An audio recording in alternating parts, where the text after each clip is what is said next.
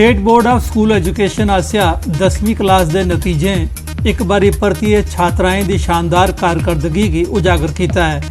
इन्हें नतीजे वख-वख जिले की छात्राएं अपनी प्रतिभा की खरी चाली उजागर किया है। उधमपुर जिले के जगानू इलाके के ग्रां की छात्रा रश्मि शर्मा ने 98% नंबर हासिल करिए स्कूल के जिले का नाम रोशन किया। सो कीता जम्मू प्रोविंस दूसरी पोजीशन हासिल की। मैटर करता तुस कि'यां पढ़दे, ये भी मैटर नहीं करता कि तुस किन्ने घंटे पढ़दे। ओह्दे चाहे तुस पूरा दिन कताबां लेइयै पढ़ो, बैठे रहो, पढ़ो किश नहीं, ओह्दे नै किश नहीं होंदा। मतलब जे भी तुसें पढ़ना उसी चेता रखना। और अ'ऊं जे भी पढ़दी अ'ऊं इ'यां नहीं करदी कि मैं 1 घंटा पढ़ना, 2 घंटे पढ़नी या 4, मतलब इ'यां कि मैं किन्ना पढ़ना, अज्ज एक टॉपिक करना, 2 करने, 4 करने इ'यां।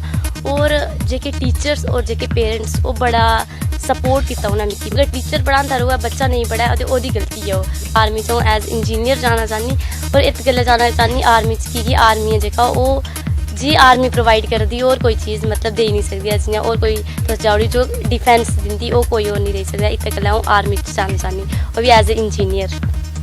अस जिम्मेदारी का कम्म करने ते गरीब न ते 3 लड़कियां न तो पढ़ाना तो मुश्किल हुंदा बच्चे दा, फ्ही भी अस इंदी मदद कराने की पढ़ने आस्तै। ग्रां च केई लोग ते कुड़ियें पढ़ांदे घट्ट कि सोचदे कि नहीं घरै कम्म ते अस घरै कम्म ते बच्चे लांदे नहीं। बच्चे पढ़ी जान अपने पैरें पर स्टैंड होई जान थोड़े कि कोई भी कम्म करन प्राइवेट जां कोई जॉब वगैरह कुछ भी लगी सकदी बच्चे दी अगर अच्छे पढ़े दे होन लिखे दे। पुंछ म्यूनसिपैलिटी के मुलाजमे दुए ध्याड़े भी कम छोड़ो हड़ताल जारी रखी। इन्हें मुलाजमे पर नजायज कब्जे ढाने दौरान पथराव किया गया है ते इंदे कन्ने मार कटाई की गई ही। पुलिस आसिया पत्थरबाज के खिलाफ कोई कार्रवाई नहीं किए जाने मूजब ये मुलाजम हड़ताल करिए रोह प्रकट करा करदे न। 2 ध्याड़े थमां नगर साफ सफाई का काम ठप पे गेदा है। थार थार कूड़े करकट के ढेर लगे दे न। हड़ताल करार दे मुलाजमें का गलाना है जेले तोड़ी पत्थरबाजे ते मार कटाई करने वाले खिलाफ पुलिस कार्रवाई नहीं करो ओले तोड़ी हड़ताल जारी रोक। सांबा जिले के घगवाल इलाके च रेलवे महकमे आसिया रेलवे फाटक बंद किए जाने कारण बनने वाले इलाके के 20 कोला मते ग्राएं दे लोकें नाराजगी प्रकट की है। लोकें मांग की है जे फाटक की थार फ्लाईओवर बनाया जा कि जे उनके कोल रेलवे लाइन क्रॉस करिए आने जाने का कोई और साधन नहीं है। पुंछ जिले के सुरनकोट कस्बे च रोमियो फोर्स की 16 RR आसिया एंटी ड्रग रैली का आयोजन किया गया। रैली सरकारी ते गैर सरकारी स्कूलों के छात्रें हिस्सा लेता। छात्रें लोकें खास करिए नौजवानों की नशे थमां दूर रहने का आह्वान किया।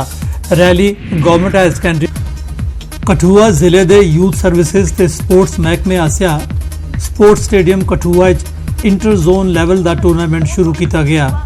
ADDC कठुआ डॉक्टर शुभरा शर्मा होरें इसका उद्घाटन किया।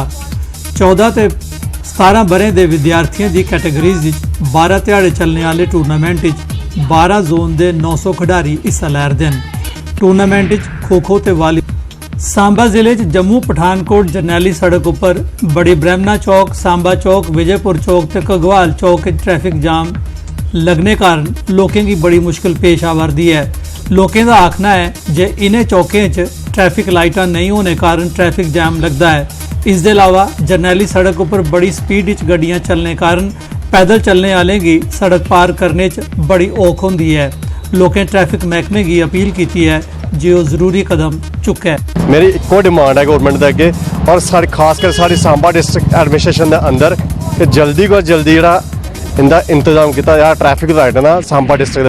रजौरी जिले के दराल इलाके की मनरेगा लेबर क्लास की पिछले 1 बरे थमां मेहनत आने का भुगतान नहीं किया गया है। उन्हें रूरल डिवेलपमेंट डिपार्टमेंट के BDO उपर मेहनत आने का भुगतान नहीं करने का इल्ज़ाम लाया ते मांग की जे उन्हें की तौले शा तौले मेहनत आना दिता जाए। मीडिया ने थ्रू आखना चाहना कि इसकी ख़त्म किया जाए। उत्थे जेडे साढ़े स्टाफ ने बंदे लाए ने वो बगैर पैसे की गल ही नहीं करने जी। उत्थे जेडे डाटा ऑपरेटर हैं उन्होंने की अस मिन्नतां भी करने लेकिन वो सीधे मुँह गल नहीं करने। कम करने दूए त्रीए लोग इं ठेकेदारी पर पैसे कढ़ाते बाद कट्ठे करने जी लाओ जी BLW के करते